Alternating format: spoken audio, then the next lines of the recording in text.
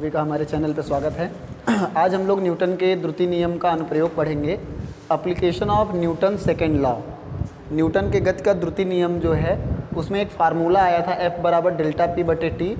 तो उसका कहाँ कहाँ अनुप्रयोग है हमारे जीवन में या देखते हैं।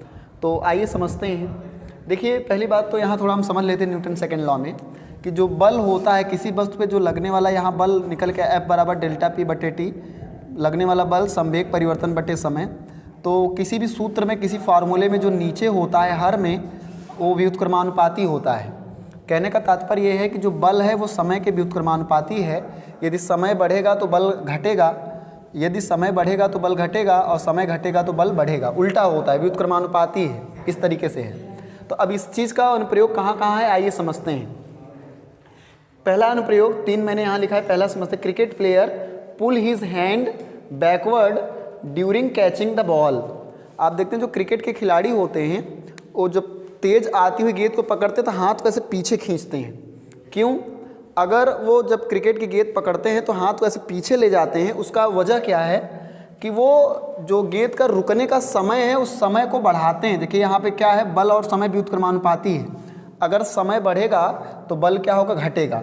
तो जब वो गेंद को पकड़ के हाथ को पीछे ले जाते हैं तो उसके रुकने के समय को बढ़ाते हैं, और जब समय बढ़ जाता है तो बल क्या, चूँकि व्युत्क्रमानुपाती है तो बल घट जाता है, तो उनके हाथों में चोट नहीं आती। तो जो क्रिकेट के प्लेयर होते हैं तो जो तेज आती हुई गेंद होती है उसको पकड़ के ऐसे रोकते नहीं, बल्कि पकड़ के ऐसे हाथ पीछे ले जाते हैं। तो हाथ पीछे ले जाते हैं तो क्यों, ताकि उसके रुकने का समय बढ़ जाए, और रुकने का समय बढ़ जाए तो जो बल है वो इन्वर्सली प्रोपोर्शनल है, व्युत्क्रमानुपाती है, तो लगने वाला बल क्या है, घट जाता है। ये पहला हो गया कि क्रिकेट के जो प्लेयर होते हैं तेज आती हुई गेंद को पकड़ते समय हाथ को पीछे खींचते हैं ताकि समय बढ़ जाए। ये द्वितीय नियम से हमें पता चलता है कि समय बढ़ जाए तो बल क्या होगा, घट जाएगा। इसी द्वितीय नियम का अनुप्रयोग करते हैं खिलाड़ी जो कि गेंद को पकड़ते हैं। तो ये पहला हो गया। व्हीकल्स, दूसरा, vehicles are provided with soccer. आप कभी देखते हैं कि जो वाहन लगे होते हैं, वाहन उसमें ऐसे सॉकर लगे होते हैं। जो बाइक होती है या रेंजर साइकिल या और भी वाहन होते हैं उसमें से सॉकर लगे होते हैं। तो सॉकर ये क्यों लगे होते हैं, जो नीचे से झटका आता है या फोर्स लगता है तो उस फोर्स को तुरंत ऊपर नहीं, जो भी पैसेंजर ऊपर बैठे हैं, जो भी चला रहे हैं बाइक को या 4 व्हीलर में जो भी हैं, तो जो नीचे का झटका, जो फोर्स आया वो धीरे धीरे ऊपर यहाँ पहुँचता है। ऊपर पहुँचने में चूँकि ये स्प्रिंग दबता है, स्प्रिंग दबेगा तो फोर्स तुरंत ऊपर नहीं पहुँचेगा, धीरे धीरे, तो समय बढ़ा देगा। फोर्स को, झटके को ऊपर जाने में क्या होगा, समय बढ़ा देगा। ये जो सॉकर होते हैं ऐसे दबते हैं, जो आप गाड़ियों में देखते हैं सॉकर लगे होते हैं, बाइक में, रेंजर साइकिल में लगे होते हैं। तो सॉकर लगाने का क्या मतलब है, सॉकर इसलिए लगाते हैं जो नीचे का जर्क है, जो झटका आया है उसको ऊपर पहुंचने में थोड़ा ऐसे दबता है, ये ऐसे दब के जाता है, ऊपर पहुंचने में समय बढ़ जाता है। और जब समय बढ़ गया तो बल क्या होगा, क्योंकि द्वितीय नियम में क्या हमने सीखा है कि अगर समय बढ़ेगा तो बल क्या होगा, घट जाएगा।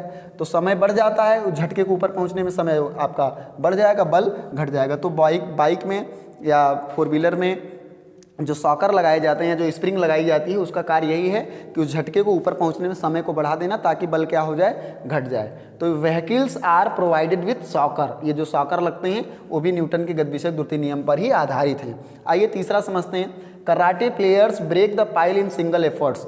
जो कराटे के प्लेयर होते हैं, आप देखते हैं कि किसी ईंट वगैरह को ऐसे, वो ईंट वगैरह को रख के एक सिंगल ऐसे झटके में मारते हैं, वो बहुत तेज़ी से ऐसे मारते हैं, बहुत झटके में वो पाइल्स को या किसी नारियल को ऐसे मार के तोड़ते हैं, ईंट वगैरह को ऐसे मार के तोड़ते हैं तो जल्दी से टूट जाता है। उसका रीज़न क्या है कि वो इतने तेज़ी से मारते हैं कि समय बहुत कम लगता है। वो इतने तेज़ी झटके में मारते हैं कि समय बहुत कम लगता है, बहुत कम समय लेते हैं, और समय कम लगेगा तो बल, चूँकि व्युत्क्रमानुपाती है, समय कम बल ज़्यादा, तो बहुत ज़्यादा बल उस पर लगता है। जो पाइल या जिस पे भी मार के ईंट को तोड़ते हैं कराटे के जो प्लेयर होते हैं, एक ही सिंगल एफर्ट्स में, एक ही प्रयास में नारियल तोड़ देते हैं या ईंट वगैरह मारते हैं, टूट जाता है। तो उसका रीज़न क्या है कि वो इतने झटके में मारते हैं, बहुत कम समय लेते हैं, समय की वैल्यू बहुत कम होगी, टाइम कम होगा, तो बल क्या होगा, व्युत्क्रमानुपाती है तो ज़्यादा होगा, तो बल बहुत ज़्यादा लगेगा तो ईंट अपने आप टूट जाएगा, मतलब जल्दी से टूट जाएगा, कहने का तात्पर्य ये हुआ। तो जो कराटे के प्लेयर ईंट वगैरह को या पाइल्स को रख के ऐसे तोड़ते हैं, उसमें भी कहीं ना कहीं न्यूटन का गतिविषयक द्वितीय नियम काम करता है। तो ये आपका न्यूटन का गतिविषयक द्वितीय नियम मैंने समझाया।